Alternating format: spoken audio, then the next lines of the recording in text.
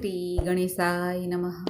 મિત્રો, આપ જોઈ રહ્યા છો યુટ્યુબ આપણી ચેનલ આવો સત્સંગમાં આપ સૌનું સ્વાગત છે. મિત્રો, આજે આ વિડીયોમાં આપણે સાંભળવાના છીએ શુક્રવાર છે એટલે શુક્ર પ્રદોષ વ્રત કથા મહિમા મુહૂર્ત પૂજન વિધિ તથા આજના ખાસ ઉપાય. જો આપને આ વિડીયો પસંદ આવે તો લાઈક કરજો, શેર કરજો. આપ આ ચેનલ પહેલી વખત જોઈ રહ્યા છો તો સબસ્ક્રાઈબ કરી લેજો, જેથી આવનારા વિડીયોની માહિતી આપ સુધી તુરંત પહોંચી શકે. ધન્યવાદ. कर्पूर गौरम करुणावतारम संसार सारम भुजगेन्द्रहारम सदा वसंतम हृदयारविंदे भवम भवामी सहितम नमामि. बोलो शक्तिपति भगवान महादेवनी जय. મિત્રો, પ્રદોષ અર્થાત ત્રયોદશીની તિથિ, તેરસની તિથિ જે મહિનામાં 2 વખત આવે છે, સુદ પક્ષ અને વદ પક્ષ. આ તિથિના સ્વામી ભગવાન ભૂતનાથ શક્તિપતિ મહાદેવ છે. પ્રદોષનું વ્રત દેવોના દેવ, કાલોના કાલ મહાદેવને સમર્પિત હોય માટે આજે કૈલાશ પર્વત પર પ્રસન્ન મુદ્રામાં નૃત્ય કરતા ભગવાન મહાદેવ ભક્તોની તમામ પ્રાર્થના સાંભળે છે, મનોકામના પૂર્ણ કરે છે. એટલા માટે પ્રદોષની તિથિનું ઘણું મહત્ત્વ છે. પ્રદોષ અર્થાત જે સૂર્યાસ્ત સમયની આજુબાજુનો જે કલાક, સવા કલાકનો જે સમય છે, ત્યારે મહાદેવની પૂજા અર્ચના કરાય છે, મંત્ર જાપ કરાય છે. પ્રભુને પોતાની મનોકામના ભક્તો કહે છે. જે ભક્તો પ્રદોષનું વ્રત રાખવા માંગે છે તેઓ સવારે વહેલા ઉઠીને સ્નાનાદિથી પરવારીને શુદ્ધ વસ્ત્ર ધારણ કરે. ગંગાજળ જો હોય ઘરમાં તો ઉત્તમ છે. ગંગાજળને લઈને આખા ઘરમાં ગંગાજળનો છંટકાવ કરાય છે. ભગવાન મહાદેવનું શિવલિંગ જો આપણા ઘરના મંદિરમાં નાનકડું અંગૂઠા જેવડું રાખેલું હોય તો ઘેરે પણ આપણે સવાર સાંજ પૂજા કરી શકીએ છીએ. અને શિવાલયમાં જઈને પણ મહાદેવની પૂજા થાય છે. આ પ્રદોષની તિથિ એવી છે કે સાંજના સમયે ભક્તો મહાદેવનું પૂજન કરી શકતા નથી, જલ અર્પિત કરી શકતા નથી શિવલિંગને. પરંતુ આ પ્રદોષનું વ્રત જે ભક્તો રાખે છે તેઓ સાંજે પણ મહાદેવની પૂજા અર્ચના કરી શકે છે.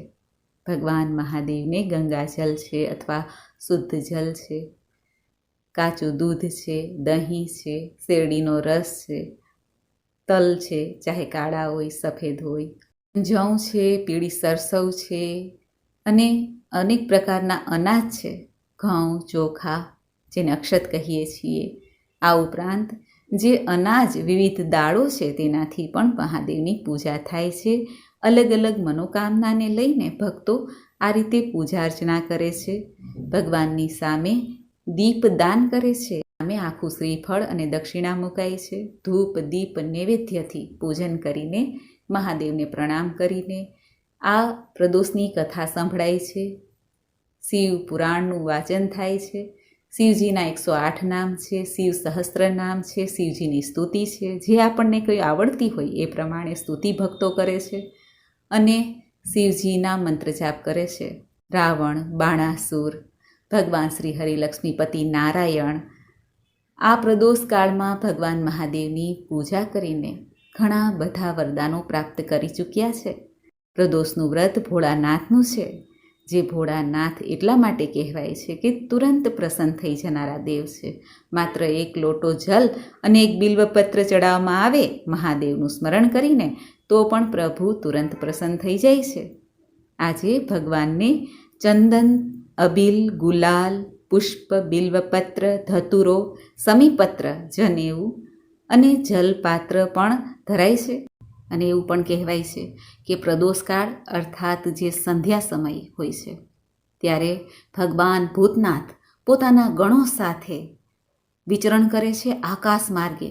એટલા માટે આ સમય દરમિયાન ઊંઘવું ન જોઈએ, કોઈની નિંદાકુથલી ન કરવી જોઈએ, ઓટલા ઉપર બેસવું ન જોઈએ અને કોઈ અશુભ કાર્ય કરવું ન જોઈએ.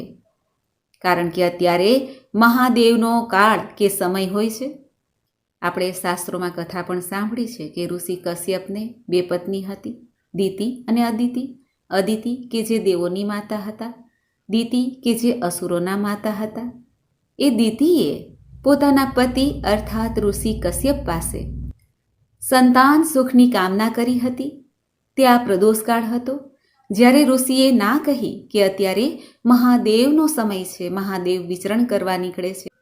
પરંતુ દેવી દિતિ માન્યા નહીં અને એ સમયે પતિ સુખ પ્રાપ્ત કર્યું, જેને કારણે તેમના ગર્ભમાં 2 અસુર પનપ્યા, હિરણ્યાક્ષ અને હિરણ્યકશિપુ.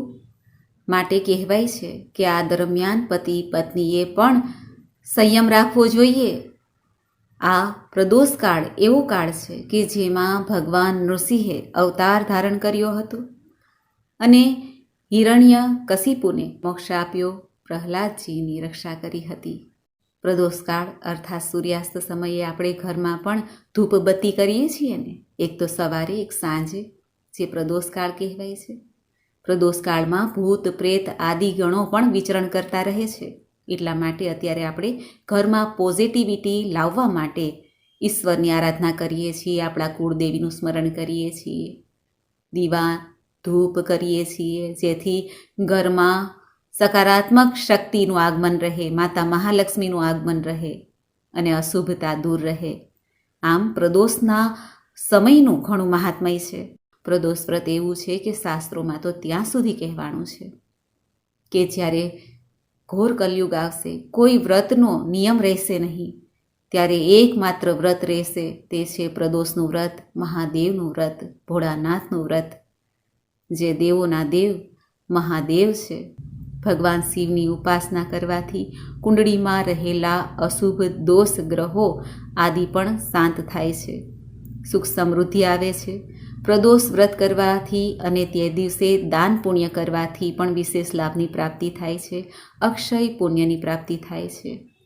ખાસ કરીને શુક્ર પ્રદોષ કે જે પતિ પત્નીના વૈવાહિક જીવનની સમસ્યા દૂર કરે છે, શત્રુ પર વિજય પ્રાપ્ત કરાવે છે, કષ્ટો દુઃખોનું નિવારણ કરે છે. જેમને મનગમતો જીવનસાથી પ્રાપ્ત કરવાની ઈચ્છા હોય તેઓ પણ આ શુક્ર પ્રદોષ વ્રત કરી શકે છે. એવું કહેવાય છે કે પ્રદોષકાળમાં મહાદેવની પૂજા અર્ચના કરવાથી ભક્તોની તમામ મનોકામના પ્રભુ તુરંત સાંભળી લે છે, જાણી લે છે અને તેમના કષ્ટોનું નિવારણ કરે છે. માટે પ્રદોષ પૂજાનું મહત્વ હોવાથી આ વ્રતને પ્રદોષ વ્રત કહેવાય છે. આ સમય દરમિયાન ભગવાન ભોળાનાથની વિશેષ પૂજા થાય છે, જેમાં આપણે સોમવારે કે પૂર્ણિમા અમાવસ્યામાં ભગવાન મહાદેવની પૂજા અર્ચના કરીએ છીએ. એ જ રીતે પ્રદોષ પૂજામાં પણ ભગવાન મહાદેવના શિવલિંગની પૂજા થાય છે. ઘેરે પણ જો અંગૂઠા જેવડું શિવલિંગ હોય અથવા માટીનું શિવલિંગ બનાવીને પૂજા થઈ શકે છે. અને ત્યારબાદ જો માટીનું શિવલિંગ બનાવ્યું હોય તો તેનું વિસર્જન પણ કરવાનું હોય છે, અથવા શિવાલયમાં જઈને પણ પૂજન કરી શકાય છે. ગંગાજલ, કાચું દૂધ, દહીં, મધ, શેરડીનો રસ છે, બિલ્વપત્ર, પુષ્પ, ધૂપ, દીપ, નૈવેદ્ય આદિત્ય ભગવાન મહાદેવની પૂજા થાય છે. ભગવાન મહાદેવને પંચફળ છે, પંચમેવા તથા ખાસ કરીને પ્રભુને ખીરનો ભોગ લગાવાય છે. ત્યારબાદ ભગવાનની આરતી ઉતારવી, વ્રતકથા સાંભળવી.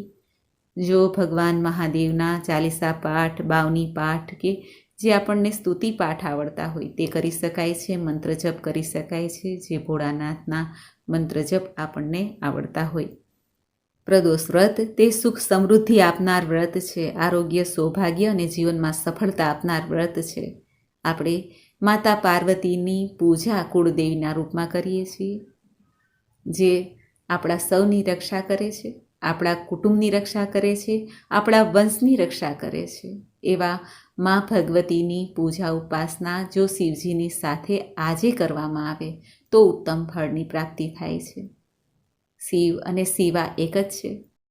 આ પ્રદોષકાળનું વ્રત છે, તેમાં ખાસ કરીને એક ટાઈમ ભોજન લઈ શકાય છે અથવા ઉપવાસ પણ કરી શકાય છે. નિરાહાર રહેવું તે સર્વોત્તમ મનાય છે. સંભવ હોય તો આ તિથિમાં સામર્થ્ય અનુસાર કંઈક ને કંઈક દાન અવશ્ય કરવું જોઈએ જરૂરિયાતમંદને. સમય સંજોગોને અનુસાર દાન પુણ્ય કરવું જોઈએ.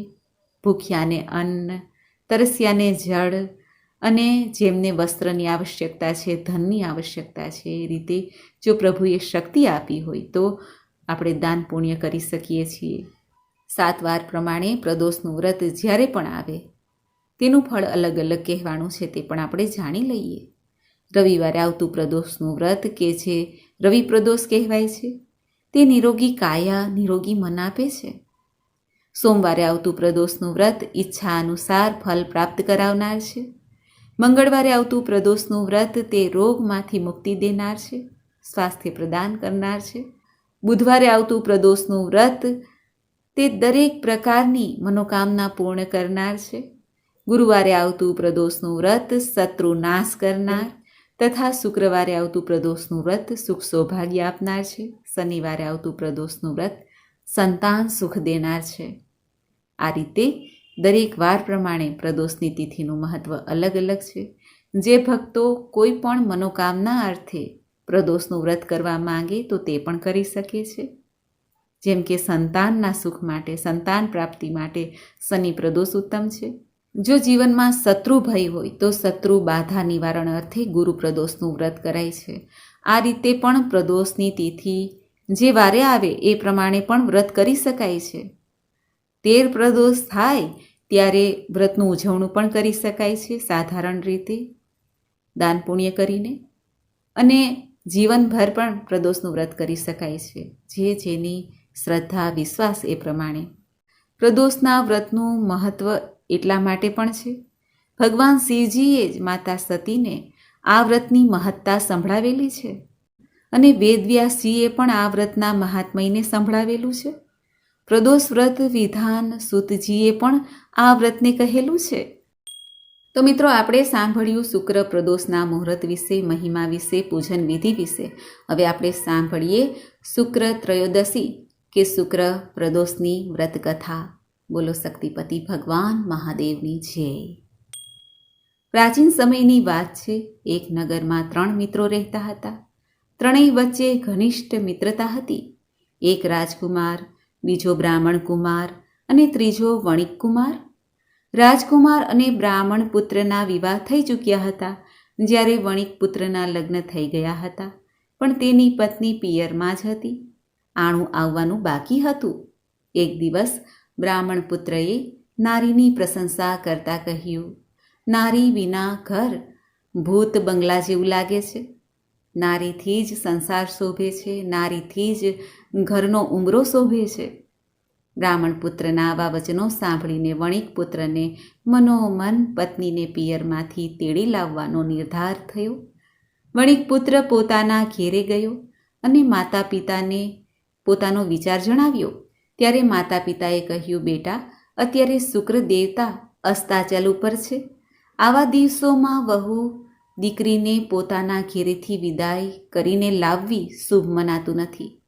માટે જ્યારે આકાશમાં શુક્રોદય થાય પછી જરૂરથી તું તારી પત્નીને પિયરમાંથી તેડી લાવજે, જેથી તે અહીં પણ સુખી થાય અને તમારા બંનેનું એટલે કે પતિ પત્નીના જીવનમાં પણ સુખ સમૃદ્ધિ બની રહે.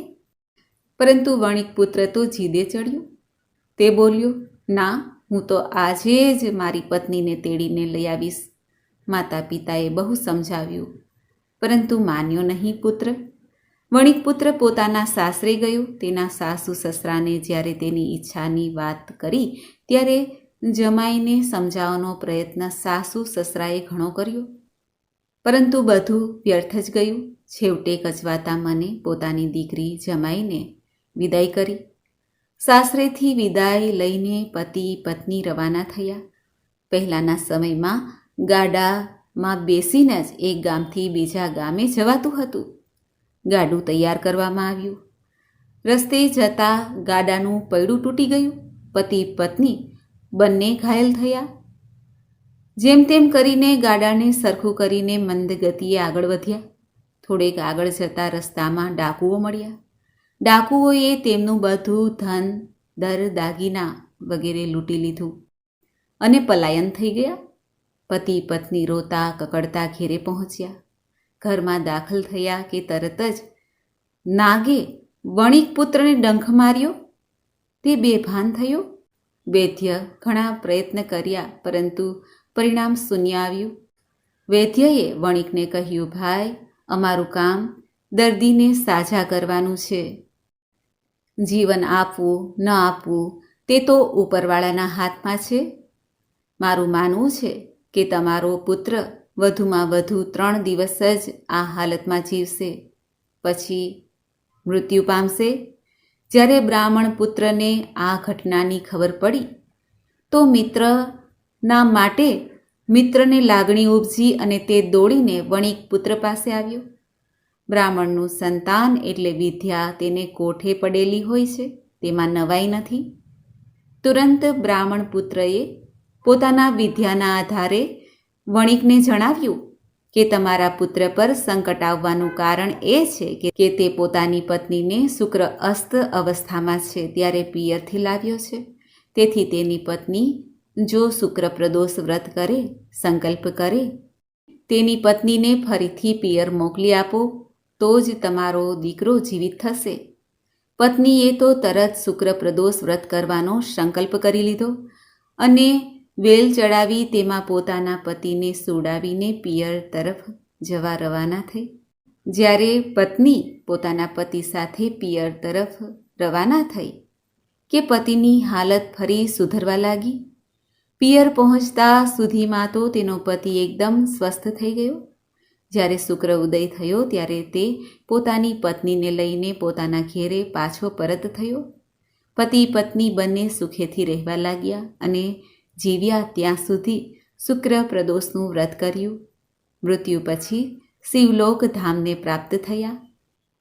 હે મહાદેવ, હે પ્રદોષના સ્વામી, આપનું આ પ્રદોષનું વ્રત કરનાર, કથા કહેનાર, કથા સાંભળનાર સૌ ઉપર પ્રસન્ન રહેજો, સૌની રક્ષા કરજો.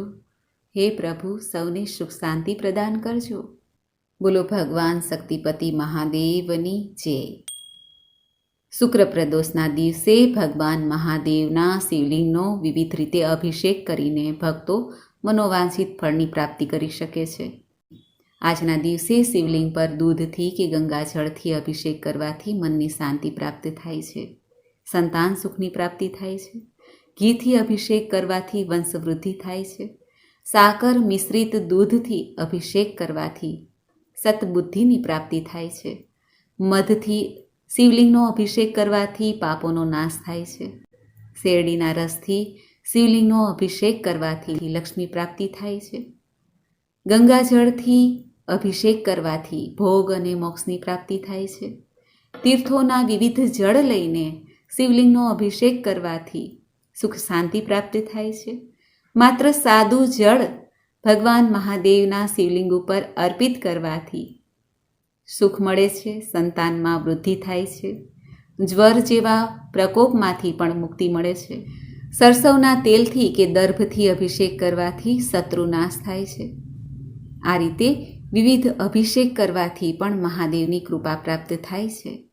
મહાદેવના શિવલિંગ ઉપર એક બિલ્વ પત્ર અર્પિત કરવાથી ત્રિદોષનું શમન થાય છે. મિત્રો, મને આશા છે કે આપને આ વિડીયો જરૂર પસંદ આવ્યો હશે. કર્પૂર ગૌરમ કરુણાવતારમ સંસાર સારમ ભુજગેન્દ્રહારમ સદા વસંતમ હૃદયારવિંદે ભવમ ભવામી સહિતમ નમામી. બોલો શક્તિપતિ મહાદેવની જય. બોલો નમઃ પાર્વતી પતયે. હર હર મહાદેવ હર. મિત્રો, મને સાંભળવા માટે ધન્યવાદ. આપ સૌને મારા જય શ્રી કૃષ્ણ.